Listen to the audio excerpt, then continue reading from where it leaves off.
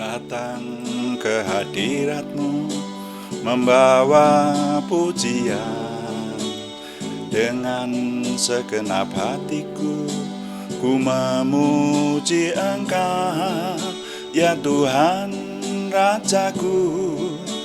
Kau layak ditinggikan, sembah mulialah nama-Mu di bumi, sembah mulialah nama-Mu. Ku sembah Kau di tempat yang maha tinggi. Segala puji, hormat, kemuliaan bagi-Mu Tuhan. Ku sembah Kau di tempat yang maha tinggi. Bapakku, ya Rajaku. Bapakku, ya Rajaku. Kami memuliakan Engkau Bapa, kami menyembah Engkau, menyembah-Mu dalam roh dan kebenaran. Terima kasih Tuhan, kami mengucap syukur kepadamu Tuhan. Inilah penyembahan kami, ini pengagungan kami, memuliakan Engkau Bapa, sumber pertolongan kami. Terima kasih Tuhan, kami memuliakan nama-Mu.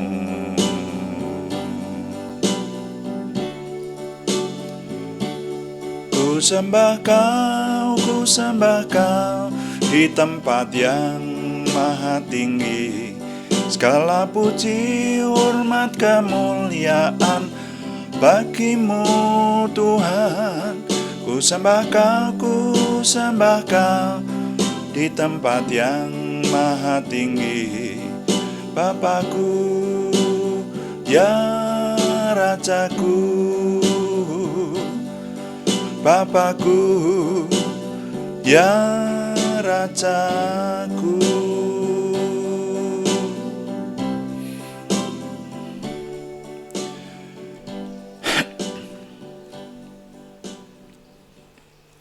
Bapa di surga, kami sungguh mengucap syukur.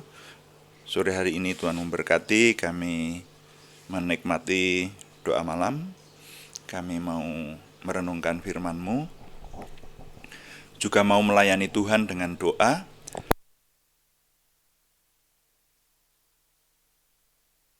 Urapi kami semua, juga Tuhan mengurapi firman-Mu dengan kuasa-Mu, sehingga yang kami dengar sungguh memperbaharui, menguatkan iman percaya kami, menyelamatkan kami. Terima kasih Bapa di surga, kami mengucap syukur. Ketika kami nanti melayani Tuhan dengan doa, juga doa kami penuh dengan kuasa. Dalam nama Tuhan Yesus Kristus kami berdoa. Haleluya. Amin. Selamat malam kepada Bapak Ibu Saudara yang sudah bersekutu bersama kita di sini. Dan kita akan melanjutkan perenungan kita mengenai kitab Amsal. Kita sekarang sampai kepada wejangan hikmat. Bagian kelima ini kayaknya, saudara ya. Ya, jadi Amsal, mari kita melihat pasal yang ke-8. Ya, kemarin itu kita bagi-bagi judulnya wejangan hikmat. Tapi sampai dengan ayat 5 itu satu bagian, kemudian ayat 6 sampai 9 itu wejangan hikmat bagian yang kedua, ayat 10 sampai dengan ayat yang ke berapa ini? 17 ini ya. Itu wejangan hikmat yang ketiga, dan 18 sampai 21 itu wejangan hikmat yang keempat. Nah, sekarang mari kita lihat wejangan hikmat ini bagian yang kelima, saudara ya, dari satu pasal ini. Firman Tuhan berkata, Tuhan telah menciptakan aku. Aku ini siapa ini? hikmat, saudara ya. Aku yang disebut aku ini hikmat ini sedang berbicara kepada kita. Tuhan telah menciptakan aku sebagai permulaan pekerjaannya, sebagai perbuatannya yang pertama-tama dahulu kala. Sudah pada zaman purbakala aku dibentuk pada mula pertama sebelum bumi ada. Nah, sampai di situ dulu. Coba kita renungkan. Jadi di sini hikmat berkata, Tuhan telah menciptakan aku. Ya, aku hikmat diciptakan oleh Tuhan sebagai permulaan pekerjaannya, dan zaman purbakala sebelum bumi ada itu hikmat sudah ada. Wah, berarti ciptaan pertama itu bukan Adam dan Hawa. Ciptaan pertama itu bukan bukan hewan-hewan, hewan darat dan hewan laut dan seterusnya. Tapi ciptaan pertama ternyata hikmat. Dan bahkan Tuhan menciptakan bumi ini nanti dengan hikmat. Ya kan? Coba kita lihat nih. Pada ayat yang tadi sampai ayat 23. Sekarang 24. Sebelum air Samudera Raya ada, aku telah lahir. Sebelum ada sumber-sumber yang syarat dengan air. Sebelum gunung-gunung tertanam dan lebih dahulu daripada bukit-bukit, aku telah lahir. Aku siapa ini? Hikmat. Hikmat telah ada. Sebelum ia Tuhan huruf besar ya, I-nya huruf besar. Sebelum ia membuat bumi dengan padang-padangnya atau debu dataran yang pertama. Ketika ia mempersiapkan langit, aku di sana. Ketika ia menggaris kaki langit pada permukaan air Samudera Raya, ketika ia menetapkan awan-awan di atas, dan mata air Samudera Raya meluap dengan deras, ketika ia menentukan batas kepada laut, supaya air jangan melanggar titahnya, dan ketika ia menetapkan dasar-dasar bumi, aku ada sertanya sebagai anak kesayangan. Setiap hari aku menjadi kesenangannya dan senantiasa bermain-main di hadapannya. Nah, ini jadi saudara, di sini hikmat itu digambarkan sebagai sebuah pribadi. Ya, sudah sejak pasal-pasal sebelumnya ya. Hikmat itu digambarkan sebagai sebuah pribadi sehingga ia berkata aku hikmat. Itu ada. Nah, bahkan di sini dikatakan bahwa hikmat itu diciptakan Tuhan sebelum bumi ada, sebelum langit ada, sebelum lautan ditetapkan dengan cakrawala supaya air jangan meluap ke darat, sebelum segala sesuatu diciptakan, hikmat itu sudah ada. Nah, sekali lagi mari kita ingat, sebetulnya siapakah hikmat itu? Ya, apakah hikmat itu? Hikmat kemarin dulu sudah kita pahami sebagai hikmat itu bukan kecerdasan. Hikmat itu juga bukan kepandaian. Kepandaian, kecerdasan itu bagian dari hikmat. Sekali lagi, bahkan hikmat kalau banyak diterjemahkan di bahasa Indonesia ini sebagai kebijaksanaan. Kebijaksanaan itu bukan hikmat. Tapi kebijaksanaan bagian dari hikmat. Tapi kalau namanya hikmat ilahi, itu sudah pasti sesuatu yang berpijak kepada kebenaran yang tidak tersanggah. Kebenaran di dunia ini ada banyak loh saudara.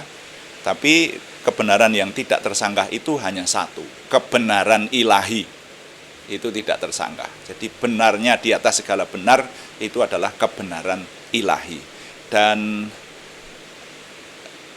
hikmat itu lahir dari sana. Dikatakan bahwa takut akan Tuhan adalah permulaan segala hikmat. Jadi hikmat itu tidak ada yang mengunggulinya. Makanya dikatakan hikmat itu sesuatu yang berharga. Nah sekarang di bagian ini kita diingatkan, hikmat itu ciptaan Tuhan yang pertama. Bahkan Tuhan menciptakan bumi ini dengan hikmat. Hikmat sudah ada, seperti itu. Wah, jadi firman Tuhan ini mengajak, kalau sekarang kita menerimanya bahwa hikmat itu adalah sebuah tindakan. Ya, mungkin cenderung begitu ya. sebuah tindakan, atau mungkin lebih tepatnya sebuah prinsip. Hikmat itu sebuah prinsip hidup seperti itu. Tapi ternyata di sini benar-benar dipersonifikasikan. Hikmat itu sebuah pribadi, ya gitu, bersama dengan Tuhan. Nah, sehingga kita menerimanya ya kalau saya menerimanya ya tetap hikmat itu adalah sebuah prinsip hidup. Hikmat itu sebuah laku, ya seperti itu ya, sebuah perlakuan. Bagaimana orang mau berhikmat atau enggak, seperti itu. Nah, tapi di kitab Amsal ini benar-benar namanya saja Amsal, saudara ya. Amsal itu kitab puisi. Nah, kalau yang namanya puisi itu seringkali sampai sekarang kita kenal, orang menulis puisi, bahkan puisi-puisi yang terkenal ditulis oleh sastrawan-sastrawan terkenal, itu seringkali menggambarkan sesuatu yang bukan oknum, menggambarkan sesuatu yang bukan manusia, atau bukan sebuah sosok tertentu, tapi digambarkan sebagai pribadi. Nah, sekarang hikmat ini dikatakan, bahkan hikmat ini akrab dengan Tuhan, kan dikatakan semacam itu. Ya, ini kalau saya boleh katakan dalam tanda petik lah, akrabnya itu nah, bagaimana kita menerjemahkan bahwa hikmat itu sebuah pribadi, lalu dia akrab dengan Tuhan. Dia dikatakan tadi bermain-main di hadapannya, seperti itu. Nah, itu kan saudara, jadi hikmat itu sesuatu yang bersama dengan Tuhan, seperti itu. Sampai di sini kalau menurut saya kita diajar oleh firman Tuhan ini untuk benar-benar menghargai hikmat ilahi.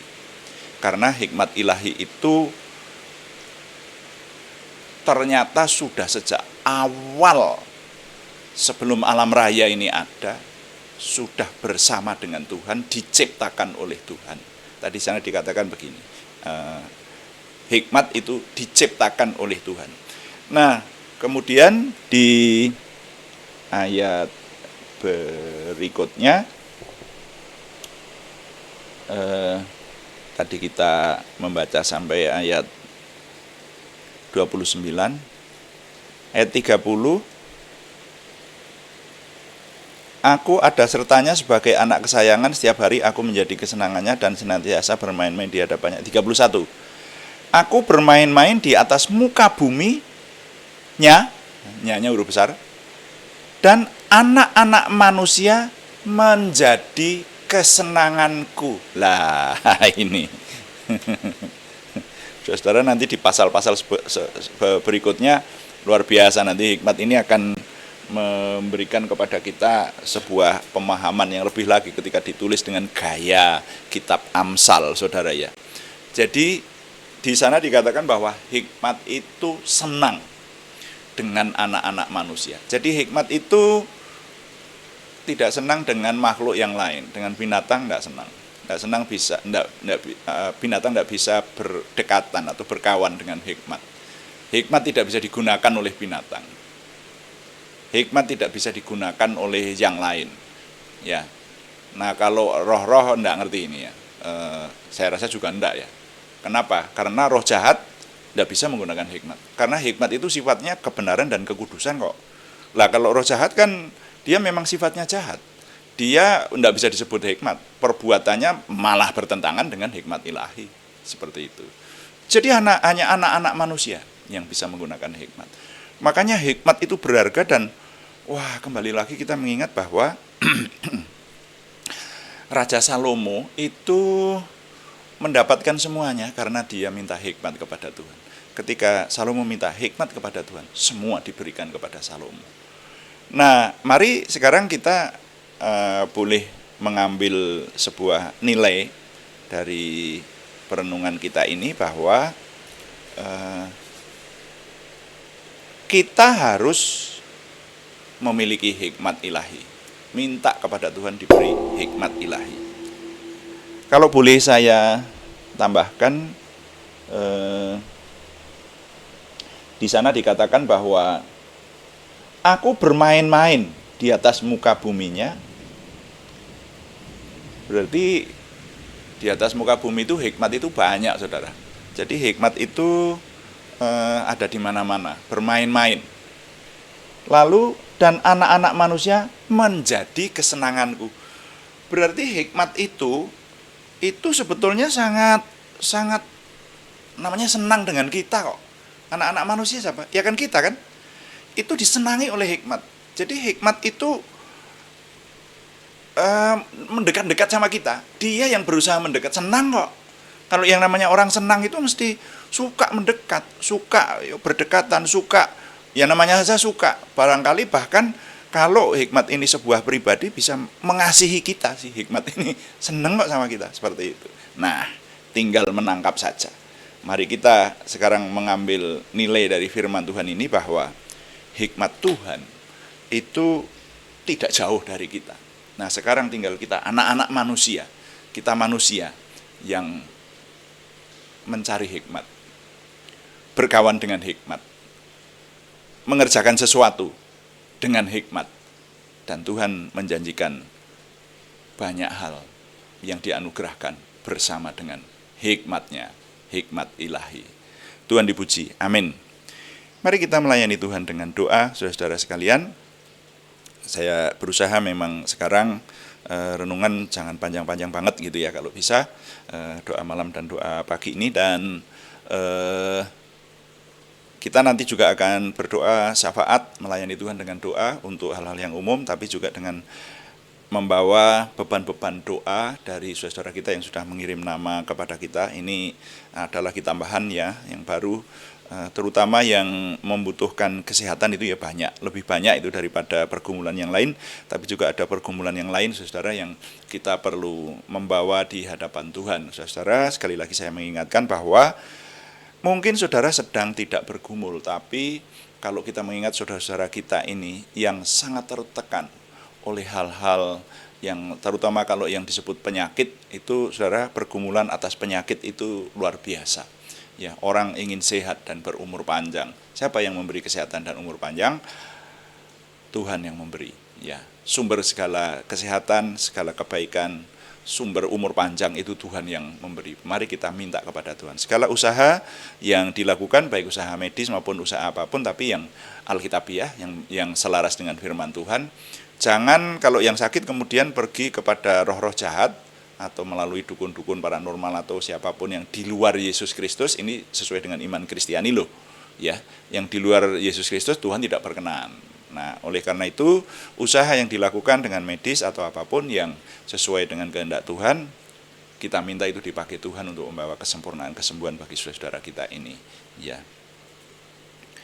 Datang ke hadirat-Mu membawa pujian, dan kita akan melayani Tuhan dengan doa.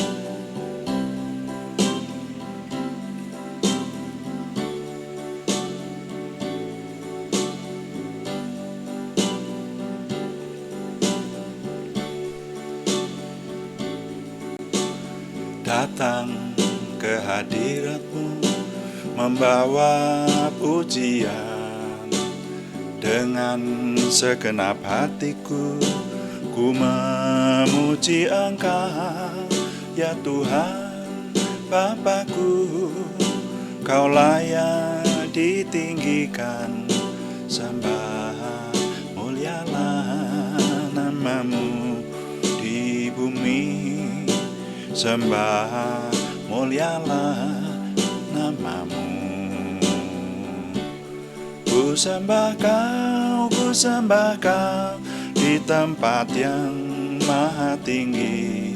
Segala puji, hormat, kemuliaan bagi-Mu Tuhan. Ku sembah Kau di tempat yang maha tinggi. Bapakku, ya Rajaku, Bapakku, ya Rajaku.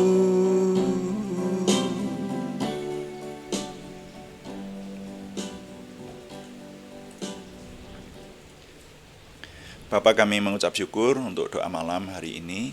Kami mengucap syukur untuk firman-Mu, Tuhan.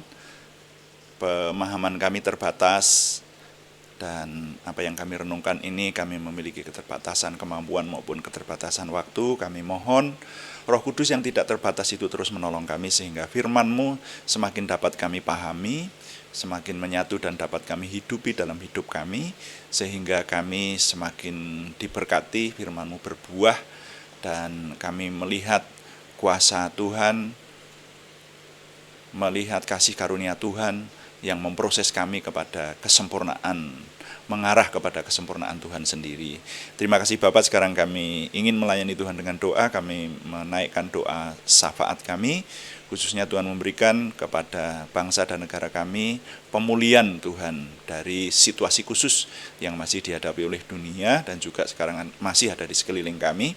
Kami mohon khususnya menjelang akhir tahun 2021 ini Tuhan yang menolong sehingga umat-Mu yang sedang merayakan kehadiran Tuhan Yesus Kristus sebagai penebus, sebagai Tuhan yang mengambil rupa manusia, Tuhan memberikan kelancaran segala sesuatunya. Terima kasih Bapak, kami mengucap syukur, dan kami sekarang juga menyerahkan doa syafaat dari saudara kami yang sedang terbeban, yang sedang menghadapi beban yang harus diselesaikan, khususnya mengenai kesembuhan. Kami mohon Tuhan yang mengingat, kami menyerahkan saudara kami Aryati Wirawan, saudara kami Arni Setiawati, saudara kami Elisabeth Rianawati Singgih, saudara kami Budi Suswanti semuanya di Purwodadi, juga saudara kami Kristiningsih Joko Widodo, saudara kami Budi Dewi, saudara kami anak Happy Kristiawan semuanya di Jogja, saudara kami Indah Rukmati, saudara kami anak Alex Giovanni Wibowo semuanya di Salatiga, juga saudara kami Edita Karyanto di Ambarawa, saudara kami Talita Rahajeng di Pemalang, saudara kami Mika Puspita Rahayu di Solo. Kami menyerahkan Tuhan yang memberikan kesempurnaan kesembuhan bagi saudara kami yang sudah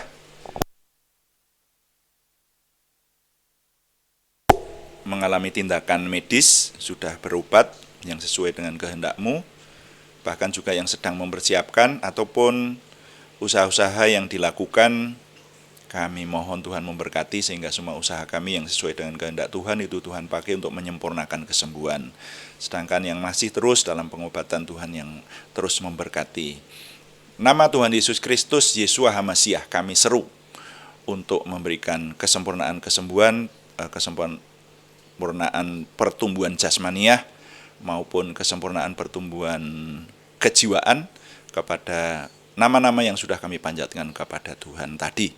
Tuhan juga memberkati keluarga yang mendampingi, memberikan ketabahan, kesehatan, kekuatan, kebaikan, kecukupan, bahkan Tuhan memberikan kelimpahan untuk segala sesuatunya yang harus dilaksanakan untuk menyempurnakan kesembuhan dari Tuhan ini. Terima kasih Bapak, kami juga menyerahkan pergumulan-pergumulan yang lain selain kesembuhan, pergumulan dari saudara kami Sri Purwati, saudara kami Betania Putri Jatu Sari di Penawangan, juga saudara kami Yohana Asri Sabtorini di Kediri. Tuhan yang memberikan jalan keluar, Tuhan memberikan terobosan baru, sehingga pertolongan Tuhan nyata dan menolong kami untuk meraih pemulihan, meraih peningkatan hidup kami dalam kami melayani dan menyembah Tuhan. Terima kasih Bapa, kami mengucap syukur setiap hari Tuhan memberikan kepada kami kekuatan dari firman-Mu. Mohon Tuhan terus memberikan kepada kami Roh Kudus terus bertahta dan bahkan dominan memimpin kami semua yang melayani bersama tim di tempat ini, bahkan juga kami semua yang melayani menyatukan hati kami dengan doa, dan kami terus melayani Tuhan. Kami mohon Tuhan terus menolong sehingga dengan pertolongan Tuhan semua yang kami kerjakan disempurnakan, mengarah kepada kesempurnaan kebenaran dan kekudusan Tuhan sendiri. Terima kasih. Sekarang kami juga menyerahkan Tuhan yang terus menolong kami, bahkan menjadi saluran berkat buat orang-orang lain di sekeliling kami.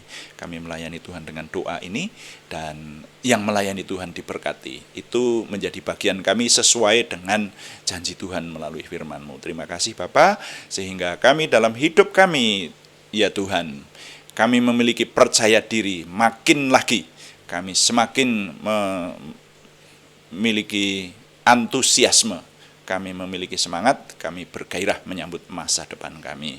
Terima kasih Bapa di surga, kami mohon Tuhan yang menyempurnakan doa kami oleh pertolongan dan pimpinan Roh Kudus. Semuanya kami persembahkan dengan mantap percaya dalam nama Tuhan Yesus Kristus Juru Selamat kami. Haleluya. Amin.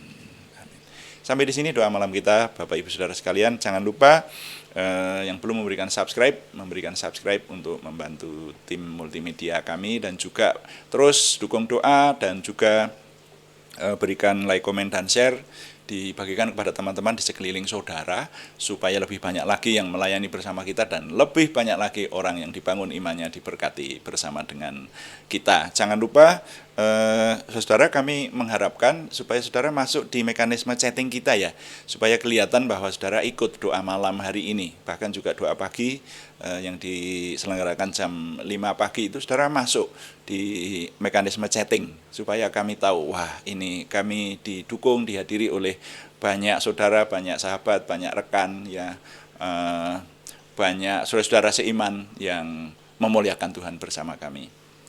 Selamat malam, Tuhan memberkati. Amin.